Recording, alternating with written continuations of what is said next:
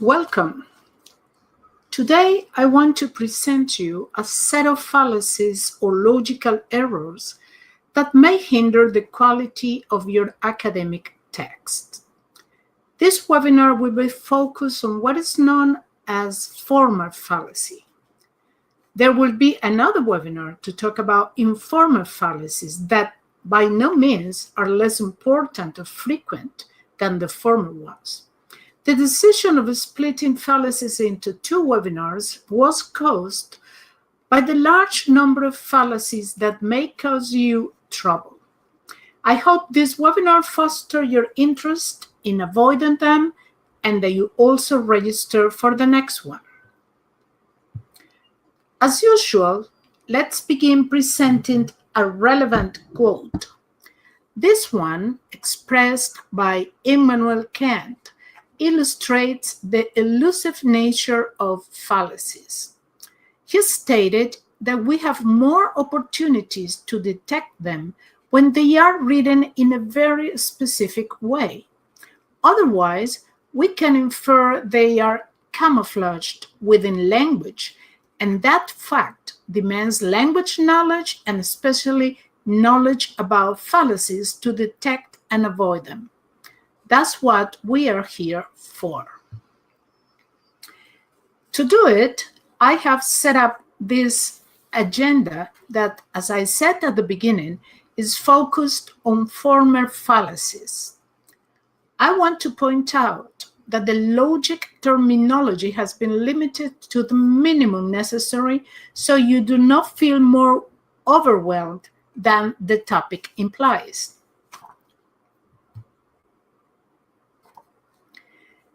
Like it happens with other elusive topics, it is advisable to begin discussing the concepts that are related to fallacies because if you know what they are and their relationships, you will be able to identify them and reflect about their presence and meaning. And that's an essential task, not only for avoid them, but also for recognizing them when they are part of other people's texts. Those concepts are bias, argument, and fallacy. Let's see what they are. In summary, biases are preconceptions that we let influence our actions, usually inadvertently. If they are deficiencies that cause failures, why do we let them exist? There are many reasons. Some of them are tied to human subconscious disposition to make systematic decisions based on genetic predisposition rather than on evidence or on the way our brain processes information. Others are caused by our emotions, hindering our intellectual abilities to make sensible and effective decisions. And there are also cultural reasons linked to the beliefs and values that we have learned and are expected to apply, despite how sensible they are to the real context we face. The concept of argument, which is based on Tolem's concept of argumentation, let us visualize it as the result of a cognitive process that has a social goal, convince people, and in a specific form, claim, reasons, and evidence. This means that an argument is a creation of critical thinking. That takes us to fallacy. A fallacy is a kind of error in reasoning or a failure to provide adequate proof for a belief. Therefore, it is a violation of the principles that rule critical thinking. If your claim doesn't have a strong support, then your argument is not useful enough to convince others that your belief is valid. Fallacies, which may occur intentionally or more often unintentionally, should be avoided if you want to achieve the convincing goal. But why are these three concepts related? Because biases are behind fallacies, since the former affect how you collect and interpret information, while the latter affects how you communicate your ideas to others. They are two sides of the same coin. Fallacy is the visible side, and bias is the hidden side. What about the relationship with arguments? If you are not aware of your biases and fallacies, you will create unsupported arguments. But if you are, you will avoid them. The influence of biases and fallacies can be prevented. That's why the arrow that represents that influence is in a different color. Since fallacies can be made even unintentionally, and their effect upon your academic text may be devastating, it seems logical to deepen your knowledge of them so you can write texts that cannot be invalidated due to them. But not only that, fallacies are widely used in daily life to convince us of arguments that are faulty. Media and politics are endless sources of fallacies. Therefore, recognize them can make us more informed citizens. And considering that biases are behind fallacies, the more you reflect upon your biases for or against a topic or idea, the greater your possibilities of not doing an erroneous argumentation.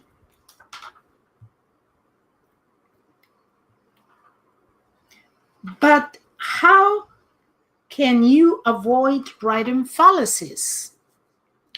By deepening your knowledge of them, reflecting upon how they look in your field of study, their forms, the relationships among their different parts, and also practicing their identification.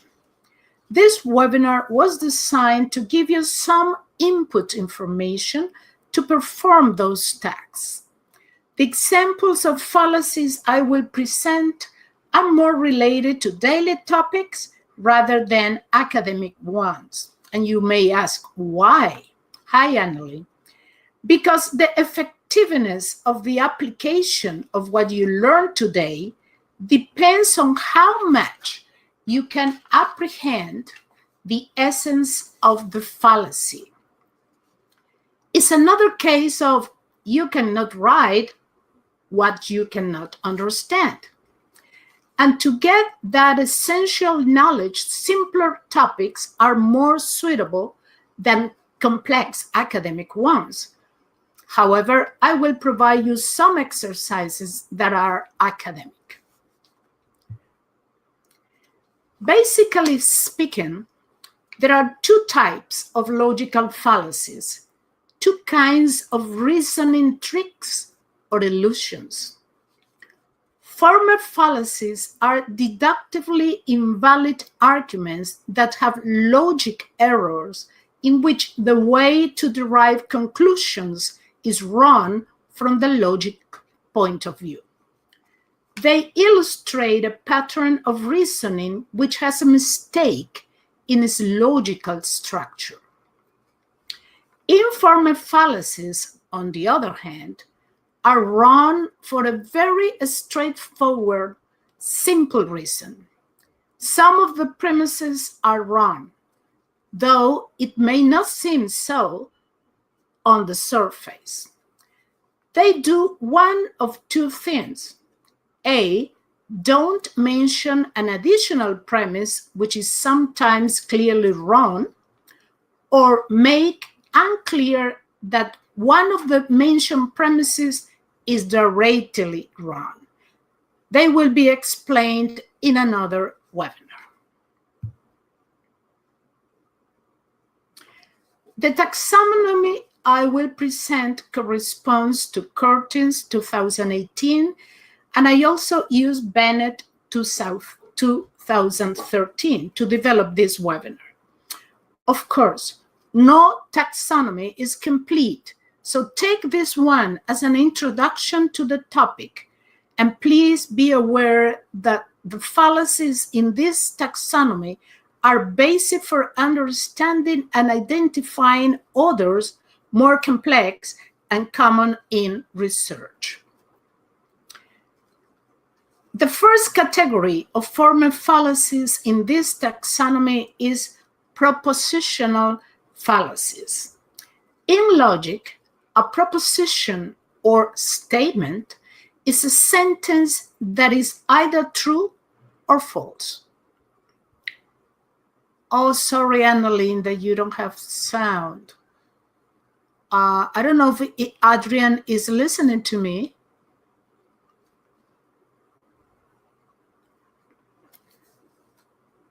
Have you checked, Annalene, have you checked your computer, the speakers and the kind of thing? Okay. Okay, so let me say it again, that in logic, a proposition or statement is a sentence that is either true or false. For instance, it is raining is a simple proposition. Some propositions contain other propositions as components. For example, it is not raining. It's a compound proposition because, as a whole, it contains it is raining. So propositional logic is a system of formal logic that deals with the logical relations that exist between simple propositions taken as a whole and compounds ones and their connectives. For example, today is Thursday and it's raining. Also, you are listening to me, Adrian. Okay. And here you have two types of fallacies that are grouped under the umbrella term propositional fallacies. Let's check each one of them. The first one is affirming the consequent. It's an error in formal logic where if the consequent is said to be true, the antecedent is said to be true as a result. In order to understand it, think of a conditional sentence which has a part that begins with if and another that begins with then. The part that begins with if is the antecedent, because it is necessary that it happens for the other part to happen. That other part, the one that begins with then, is the consequent. Check the example. There is a conditional sentence that states what may happen if the lady is lying. The second sentence states she is sweating, and the error happens when that situation is attributed to the consequent as a conclusion, because she may be sweating for many other reasons. The form that validates the fallacy is at the bottom of the slide. That if P, then Q, Q, therefore P. That's the general form of that fallacy. The next one is denying the antecedent. It is a fallacy in formal logic where in a standard if-then premise, the antecedent, what comes after if, because it must happen first, is made not true. Then it is concluded that the consequent, what comes after then, because it is the consequence, is not true. In other words, you make the antecedent negative and derive a negative conclusion. But the mistake is that the truth of the first two ideas or sentences does not guarantee the truth of the conclusion. I'm sure you can imagine many situations that can be used to challenge the truth of that conclusion. Next fallacy is affirming a disjunct. A disjunction is a proposition of the either or form, which is true if one or both of its propositional components is true. Otherwise, it is false. Its components are known as disjuncts. The affirming a disjunct fallacy implies the false assumption that when presented with an or possibility, if one of the options is true, then the other one must be false. This happens when or is not explicitly defined as being exclusive, which should be marked by including the word either. So you have to be aware of what or and either or really express in order to avoid this fallacy. Check the example, and you will see why that reasoning is mistaken. Yeah, that's true. These bones belong to a dog or a cannon. These bones belong to a dog. Therefore, these bones do not belong to a cannon. And the problem is that a dog is also a cannon. And or is not exclusively in the sense that is no, if this is true, the other one is false. No, that happens when you use either or. Okay? Next one. The next one is commutation of conditionals. It is described as switching the antecedent and the consequent in a logical argument. The example is a clear illustration of a commutation of conditionals that is not necessarily true. If I have a PhD, then I'm smart. Okay, some people could say that we are not so sure about that, but that's another thing. Therefore, if I am smart, then I have a PhD. And that's not a correct conclusion. I mean, a logic conclusion, because you can be smart without having a PhD. Okay. The next one is denying a conjunct. This is a formal fallacy in which the first premise states that at least one of the two conjuncts, antecedent and consequent, is false, but concludes that the other conjunct must be true. However, in the example, you can easily recognize it as a cause of faulty reasoning. I'm not both a famous detective and a fashion model. I am not a fashion model. Therefore, I'm a famous detective. Why? You are denying one of the conjuncts. Okay? Improper transposition.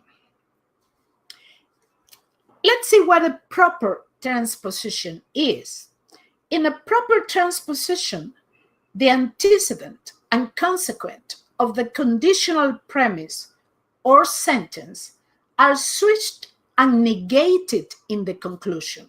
For example, when you say, if Tom wasn't an idiot, then he wouldn't think that all people who sing love songs are gay.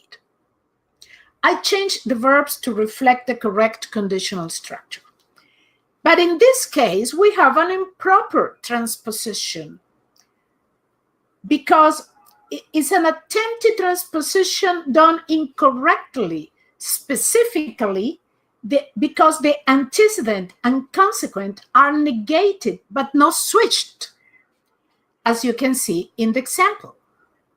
So in this example, the two terms, the antecedent and the consequent, are negated. Perfect.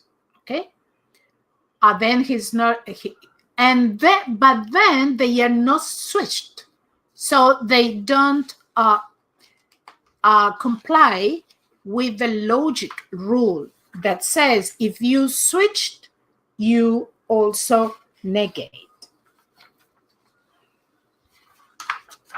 Or also the other way around. If you negate, then you have to switch. But if you focus on the description here, I want you to, of course, not right now, but when you reflect upon these things, I say that after reflecting about the reasons why the fallacies presented are violation of logic reasoning, I want you to think if you can find examples of sentences that illustrate them in academic text. And focus on the description of the fallacy and the example presented. Can you replace the common terms of the examples with academic or research term? Try it, okay? Remember that I have posted under the handouts tab not only the slides of this webinar, but also some exercises. And both materials will be available to the registered people that could not come attend this webinar, okay? Let's continue. The next category of formal fallacies is probabilistic fallacies. A probabilistic argument is one which concludes that something has some probability based upon information about probabilities given in its premises. So you in a premise, you talk about a probability, and then you make a conclusion based on that. Okay, Annalyn cannot continue because she has problems with the sound. So let me tell her that it's okay. You will have the materials.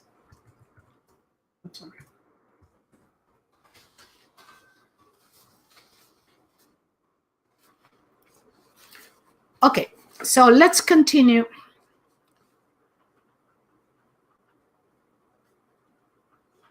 Oh, it is.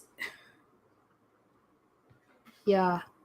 Adrian is suggesting that she used the cell phone, and she says that in South Africa, our page is blacklisted for, I don't know, an internet provider, I think. Okay, so the next category of formal fallacies, as I said before, and is probabilistic fallacies. And a probabilistic argument is one which concludes that something has some probability based upon information about probabilities given in its premises. Such an argument is invalid when the inference from the premises to the conclusion violates the laws of probability. Probabilistic fallacies are formal ones because they involve reasoning which violates the formal rules of probability theory.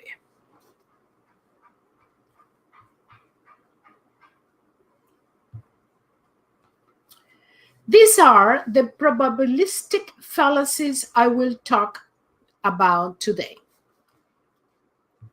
Let's begin with the base rate fallacy. It is also known as base rate neglect. It's a cognitive error whereby too little weight is placed on the original rate of possibility. That is to say, the probability of A given B, expressed by statistical information, and on the contrary, given more weight to irrelevant information, which is considered important, but most of the time is not. In the example presented, one would need to know the prevalence of the disease in the general population to determine the actual likelihood that the test was correct. If the prevalence of the disease is 1 in 1,000, the likelihood that you actually have the disease based on this test is less than 2%. This is something that this is a fallacy that appears in many research studies. Okay, now let's see the conjunction fallacy. A conjunction is a statement expressed by a sentence with and or any other addition mark. The probability of a conjunction is never greater than the probability of its conjuncts. In other words, the probability of two things being true can never be greater than the probability of one of them being true, since in order for both to be true, each must be true. However, when people are asked to compare the probabilities of a conjunction and one of its conjuncts, they sometimes judge that the conjunction is more likely than one of its conjuncts. And that happened in this famous example that I have included here. In this case, 82% of those asked chose option B because they consider that the probability of the conjunction, the two things together, is greater than the probability of one of the conjuncts, and that's not true. The next one is the gambler's fallacy. A very common fallacy used by many people when they are betting. Okay, this is a fallacy related to assimilation and processing of data. Humans develop the belief that a series of previous events have a bearing on and dictate the outcome of future events, even though these events are actually unrelated. Adrian says, B is more likely, but whether she is a bank teller is irrelevant. Oh, you talk about the former one. Yes, true. I mean, it's more likely, in fact, it's the same. They have the same probability because non-conjunct can be greater than the, no conjunction, sorry, which is this letter B, can be greater than one of the conjuncts, which is letter A. Of course, being bank teller is irrelevant, but for being a feminist, being in the feminist movement, but that's not the point in the fallacy, but the fact that people think that being the two conjuncts together makes the conjunction, the addition of the two terms makes them greater, that greater possibility or more possible than one by one. So, as I said, the gambler's fallacy is based on the idea that a series of previous events is important for the outcome of future events, when in fact, these events are actually unrelated. This quality is due to the fact, because you can ask yourself why people think that if it is illogical or it's no logic. Well, because all human behavior is interlinked and connected inevitably to our actions. But however, this quality also leads us to assume patterns in independent and random chains or events, which are not actually connected. In the example, regardless of how many times the coin has come up heads, the probability of it being heads or tails on the next toss remains the same, 50%. Each coin toss is a separate event that is independent of the last one, meaning the previous tosses have no bearing on future ones unless, as Adrian says, the coin is loaded. So that's very good. That's a very good example, Adrian, because if you are betting and the coin is always is loaded and it's in that way, you have to think about that, but you cannot prove that unless you you weight the coin or you use another instrument to check it. Welcome, Lauren. Okay, let's continue with the next probabilistic fallacy. As you see, it is also related to gambling. This fallacy, the hot hand fallacy, is also influenced by human beliefs. In this case, the one that humans or their events can be in winning or losing streaks. So that's why this person said, let's bet again and higher.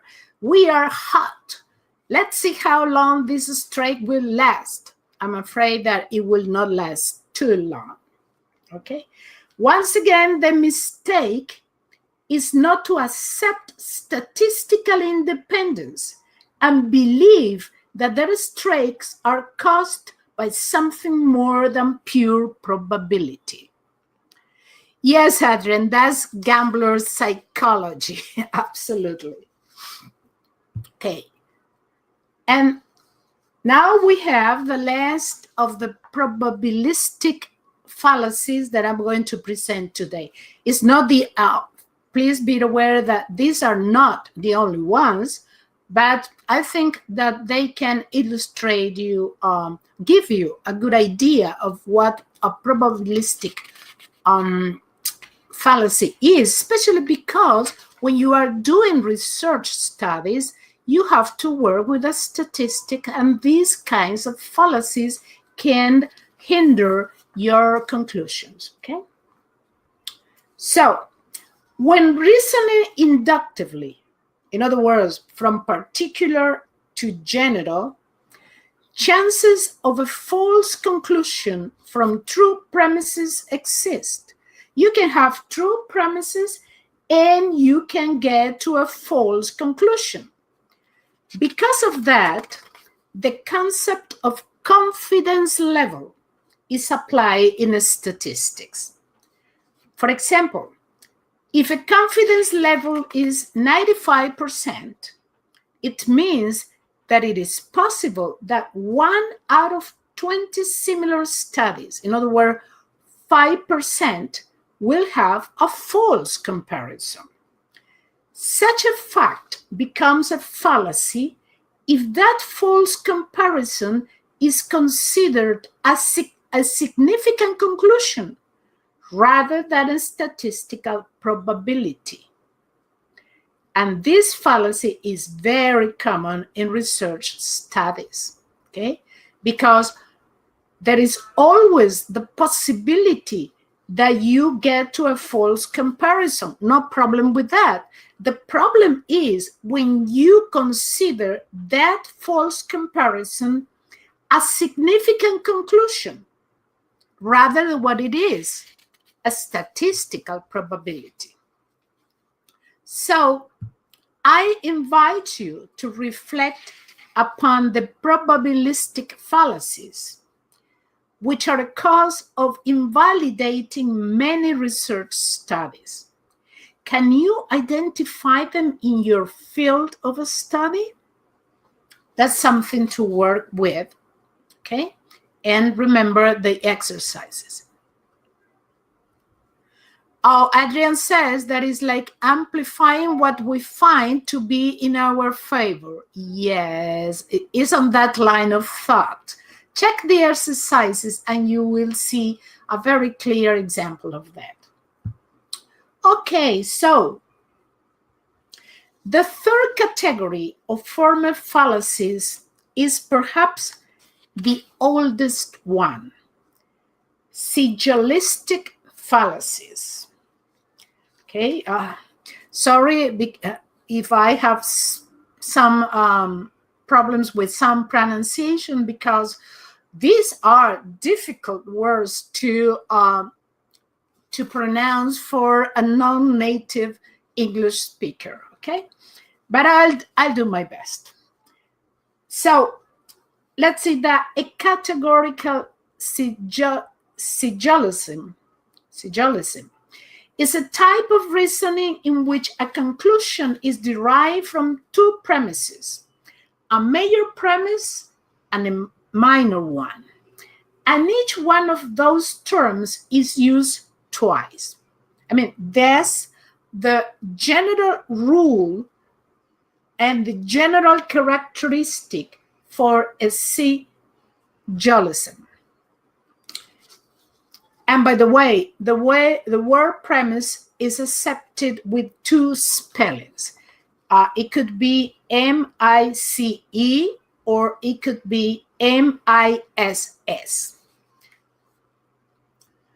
A syllogistic fallacy is a wrong deduction from the point of view of its structure, not its meaning. In other words, it doesn't really have anything to do with whether or not the phrases are true or meaningful. For example, if you have these two premises, the major one or the first one, all horses have 4 feet. The minor or second one, traveler is a horse. You can make a valid deduction that says this: traveler has 4 feet. No problem. But look at this example. The first or major premise is all horses have 4 feet. The minor or second premise is Kitty is not a horse. If you make this conclusion, Kitty does not have 4 feet, you are making an invalid deduction. But why is it invalid? Because the major premise only says that horses do have 4 feet. It does not say that other animals do not have 4 feet. So we cannot validly draw the given conclusion even if the premises are true. So as you can see, it's not a matter of truthfulness, but of well-developed reasoning. And these are the most common syllogistic fallacies. Let's have a look at each one of them. Let's begin with the illicit process. The illicit process fallacy is any form of categorical dualism in which a term that is distributed in the conclusion is undistributed in a premise. And you may say, uh-oh, what's that, distributed or undistributed? Well, let me, there are many ways of explaining that, but they can be very confusing or complicated. So let me put it in a straight way. Only universal proposition distribute the subject term. And when I say universal proposition, is because either they include all the objects of a kind, or the kind is composed just by one object. If you have that kind of term, it is distributed if it is in the subject. And that's why singular terms, which include proper names used as singular terms, are always distributed, for they refer only to one object and cannot refer to fewer. On the other hand, only negative proposition distribute their predicate. Okay? So, let's see the first type of illicit measure. Illicit measure is when the measure term is distributed in the conclusion, but not on the measure premise. Okay? And you know that to be distributed in the measure premise, it has to be the subject of the sentence. For example, in our example, fast food is the measure term. Why? Because it appears in both the conclusion and the measure premise. So it's the measure premise. It appears twice. In the conclusion, it is distributed because it appears in the predicate and the proposition is negative. No problem. However, in the measure premise, it appears in the predicate and the proposition is not negative. In fact, the distributed term in that proposition is hot dogs. Therefore, this reasoning is a violation of the logic rule. Let's see the other one, the illicit minor. Is when the minor term, in other words, is that term that appears both in the minor premise and in the conclusion. So when the minor term is distributed in the conclusion but not in the minor premise. In our example, the minor term is delinquents because it appears on both the conclusion and the minor or second premise. It is distributed in the conclusion since it is universal, refers to all delinquents, and in the subject, but it's not distributed in the minor premise because it's in the predicate of an affirmative proposition, not in a negative one. I didn't say, therefore, hamburgers are not hot dogs. Yeah. Yeah. I mean, you can create and make transpositions, but you have to be careful when you make those transpositions. But the idea is that the general rule says that a term that is distributed in the conclusion should be undistributed in a premise.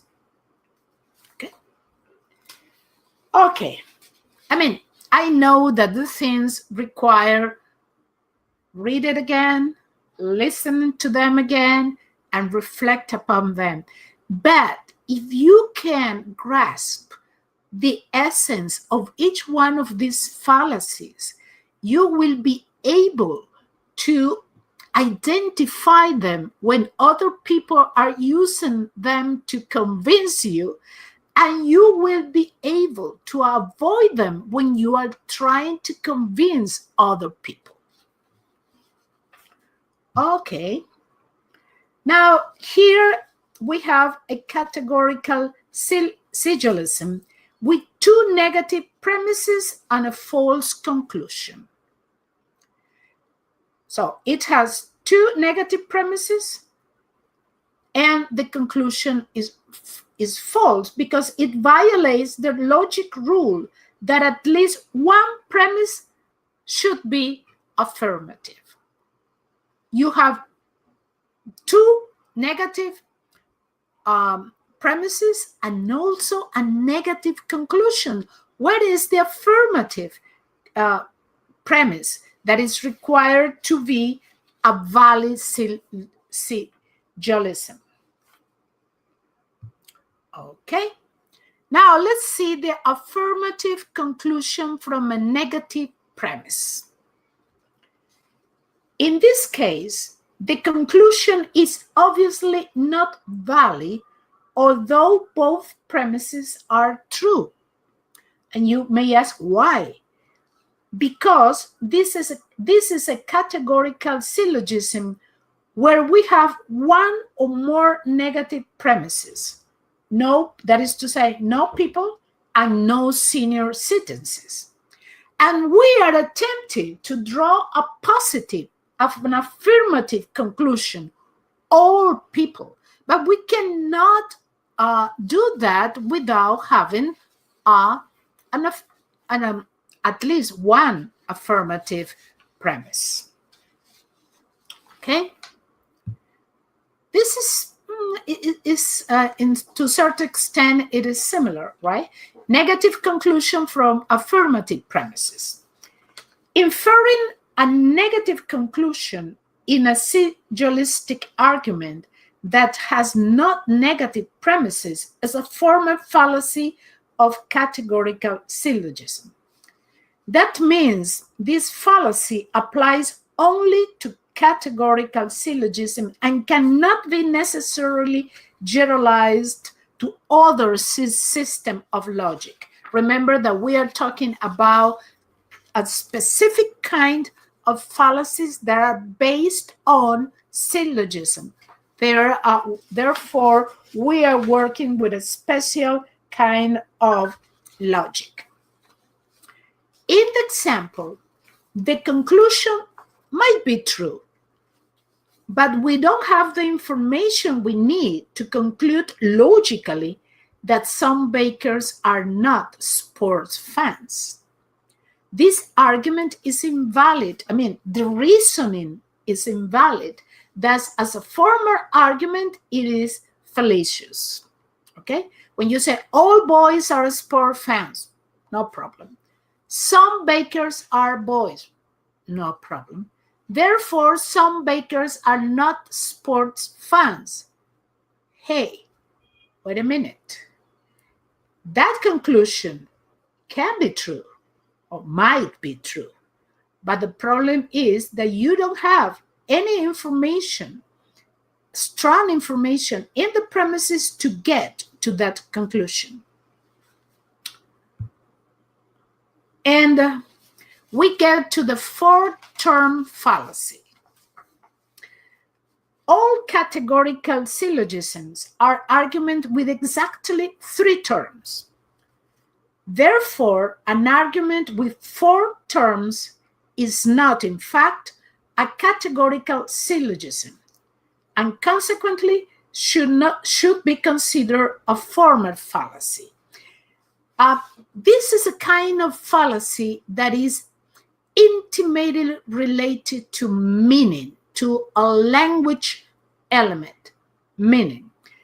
The example seems to be a syllogistic argument at first sight, but it actually has four terms instead of three. The four terms are conservatives, Republicans, Democrats, and Democrats. The word Democrat has different meanings when capitalized and uncapitalized. A member, when it is capitalized, is a member of the Democratic Party as opposed to a member of the Republican Party. And a supporter of democracy, which is the Democrat with uncapitalized, is opposed to anarchist, communist, fascist, etc. So you have one word with two different meanings. And therefore, instead of having three terms in the categorical syllogism, you have four. So that's a fallacy, it's invalid. So the most important use of syllogism is that it induces an ability of notion and judgment using reasoning power and draw inferences. So that's why this understanding this fallacy is important for judging and making decisions, and very important in field of studies like law, in which you have to do that in every case, okay? However, it is used in daily life without even noticing it.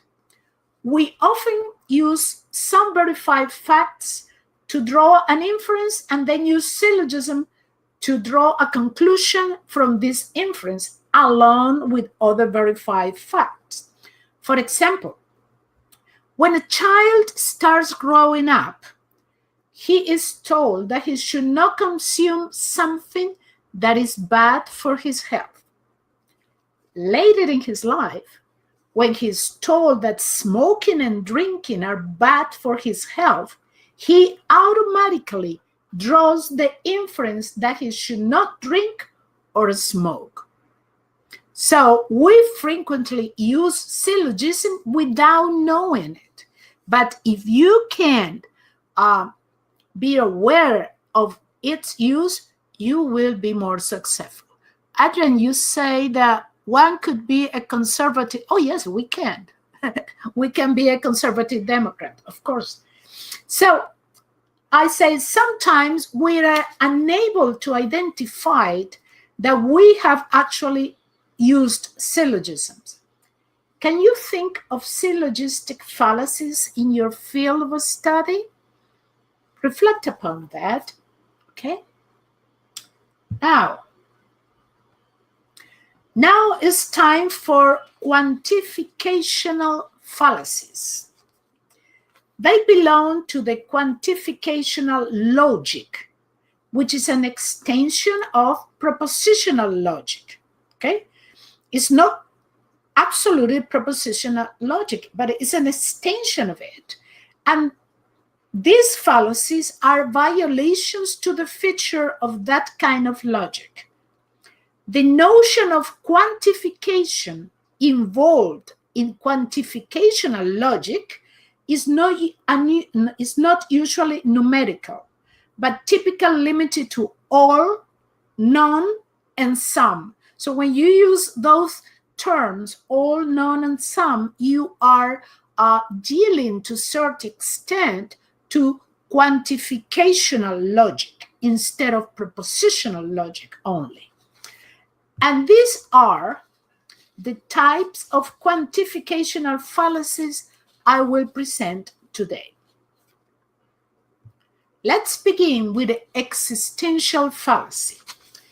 This is a formal logical fallacy which is committed when a categorical syllogism employs two universal premises that begins with all to arrive to a particular conclusion that begins with some.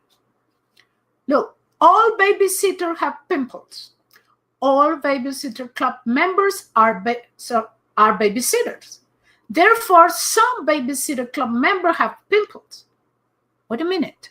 You are using two premises that are universal, and you are getting to a conclusion which is a subset of something. So you cannot use universal features two universal features to deduct a particular conclusion. Okay? In a valid categorical syllogism, if the two premises are universal, then the conclusion must be universal as well. It's a matter of consistency, right? Okay. The next fallacy is the illicit contraposition.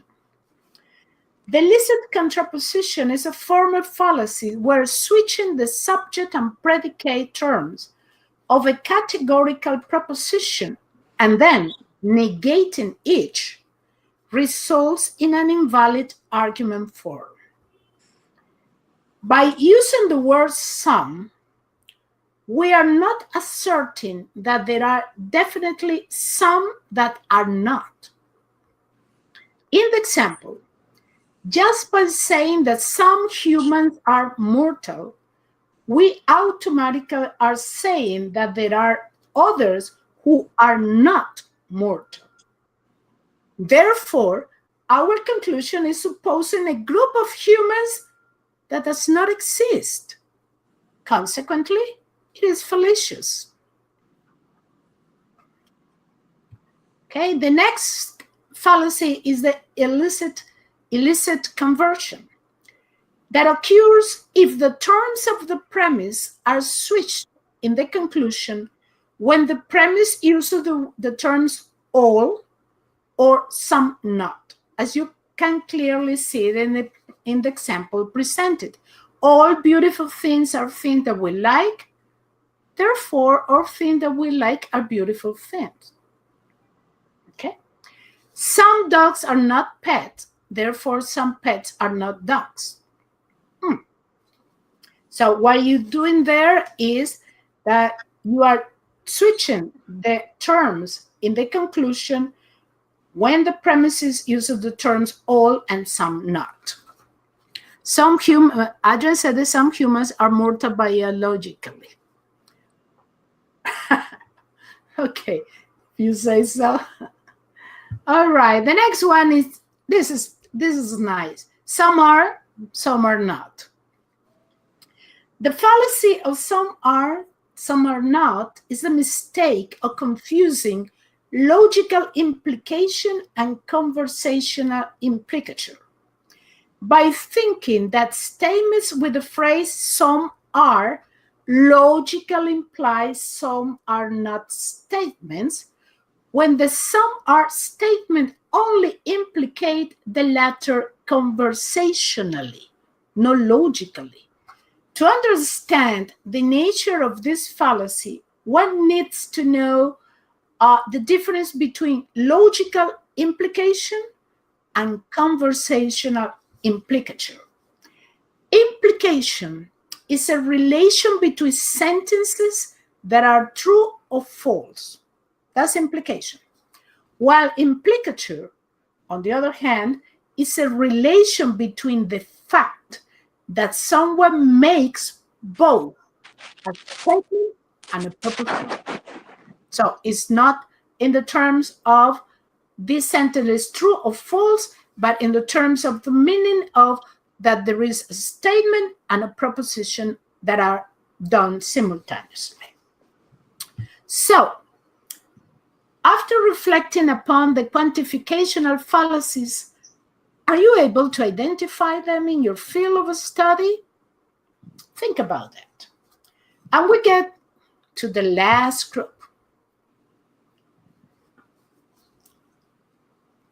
The last group of former fallacies included in Curtis' taxonomy can be grouped as other, because there is not an umbrella term other than formal that can illustrate their nature. Adrian said implicatures. Apply linguistic, here we go. Yes, my dear.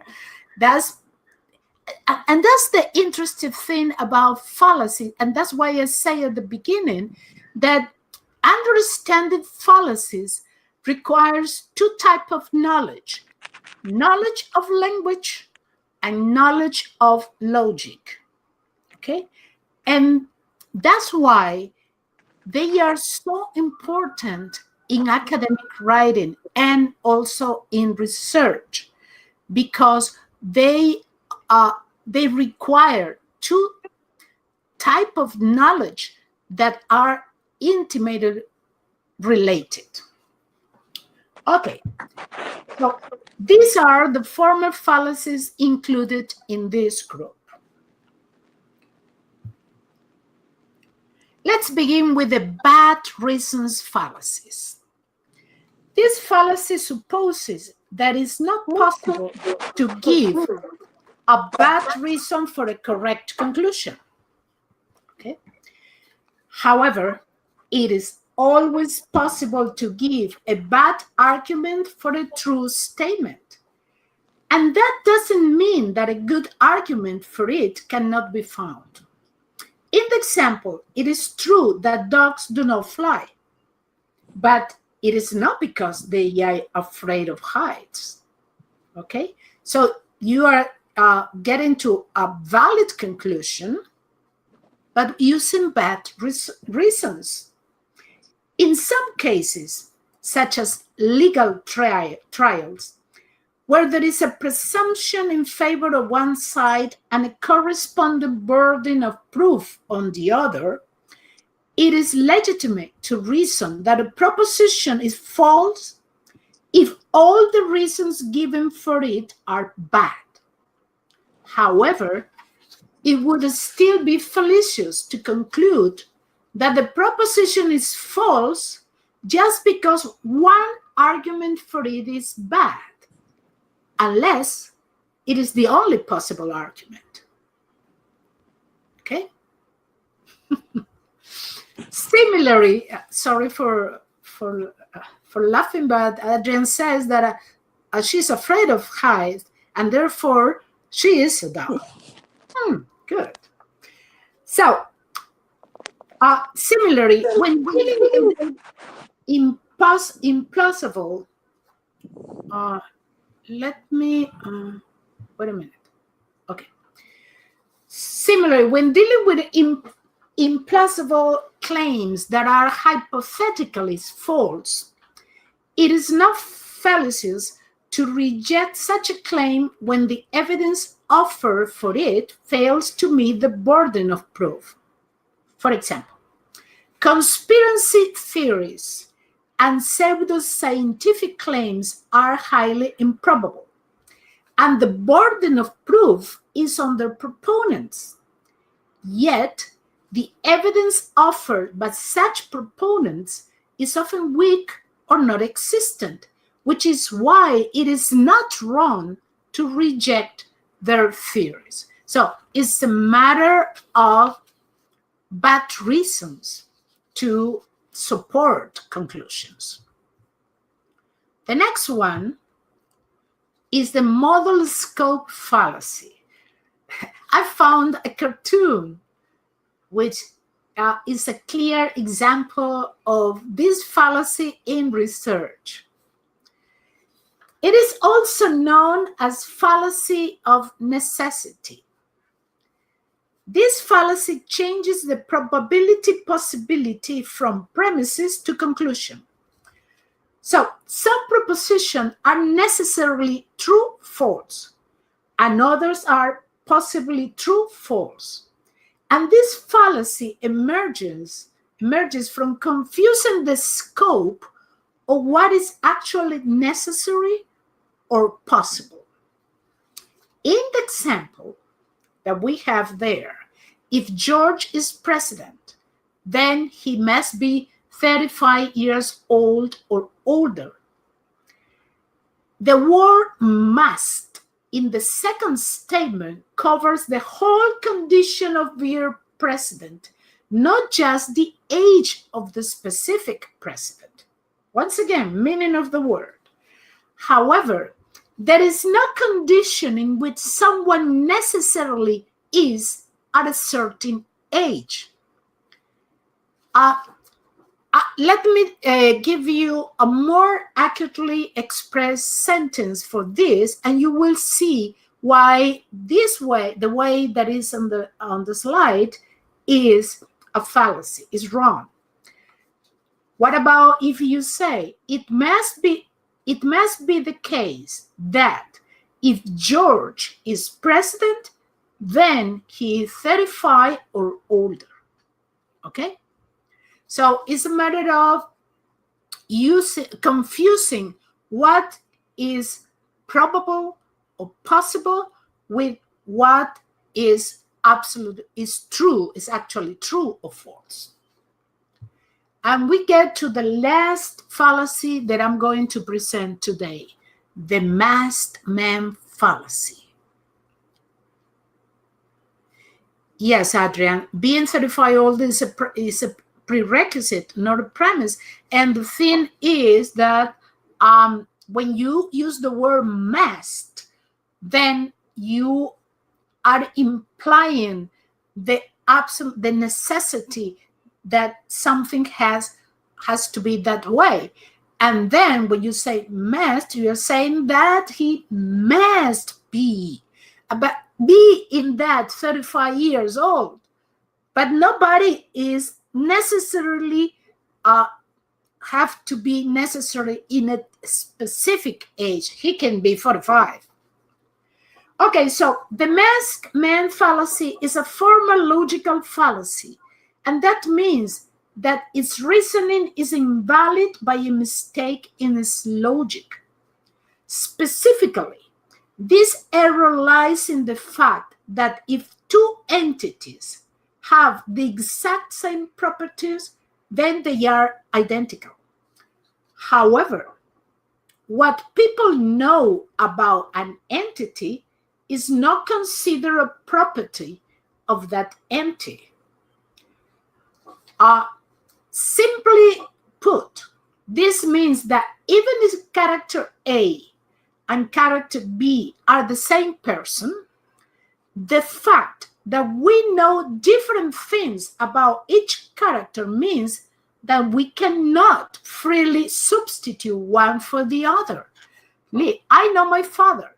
I don't know the masked man. Therefore, the masked man is not my father. No, because the fact that you know your father is one thing, and the fact that you don't know the masked man is another thing that is not part of your father's characteristics. Okay, this fallacy is widely used by lawyers when they ask to a witness to say something about a murder or a possible murder, and the person say, I see that person, but that person was masked, and this I see this masked I see this masked man. I saw a masked man killing a person. Therefore, the masked man that I saw killed that person. Wait a minute. No. Two different things, okay? So, are you able to think possible examples of the fallacies within your field of study? And this is the main idea of this webinar. Fallacies may be perceived as difficult to understand, and they certainly are. But if you take time to reflect upon them and to identify them within academic texts and in daily life, which is the first exercise that you can do, the benefits will exceed the efforts, since you will have the necessary input to avoid using them, and your text will be more valid and convincing. Later this year, I will present the informal fallacies in order to improve your knowledge of such important element of academic writing. By the way, the number of informal fallacies exceeds the ones of the formal ones. So we will have many things to talk about in the next webinar. Please check the exercises I have put together for you to practice fallacies. And these are the references that I use today. And these are what is happening at Doctoral Net, and also the tools that are available to you on Doctoral Net and Masters Net. Okay, so please feel free to ask questions or express something. Adrian says about mask, the mask has more than one meaning. Yes, it has more than one meaning. However, all the meanings are related to the idea of necessity. I mean, obligation, in fact. Okay? And the thing with fallacies is that they look valid most of the time. And you have to be to know the language, and you also have to know the structure of violations of logic. That it could be propositional logic or quantificational logic or syllogistical logic or any other one. You have to know those rules in order to be able to identify fallacies and avoid them, because they can be very, very important. Imagine that a person can be condemned to death because a witness saw a masked man, and a masked man killed a person, and the person that the convict is a man that was masked man. But who can tell, with only those two premises, that the person that is being convicted is exactly the killer? Okay, who can do that? And that's why fallacies are so important in law. But it's not only in law. As you will see in the exercises, it is also very important in research studies. When you get to conclusions from specific premises, but doing wrongly reasoning, following a wrong way of reasoning. Any question? Or there might have been two different masked men, of course. Yeah, and even more than two. And we have seen that many times, especially in TV shows and that kind of things that recreate reality. And we see that if you are on the wrong place with the wrong or have the wrong body structure or hair color or something like that, you are involved in something that you are completely innocent, because somebody look at something and then make the inferences. He has done that. Okay, I'm going to stop the recording.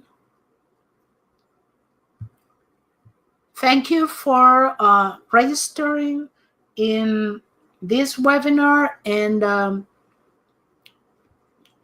remember to practice with the exercises. Thanks.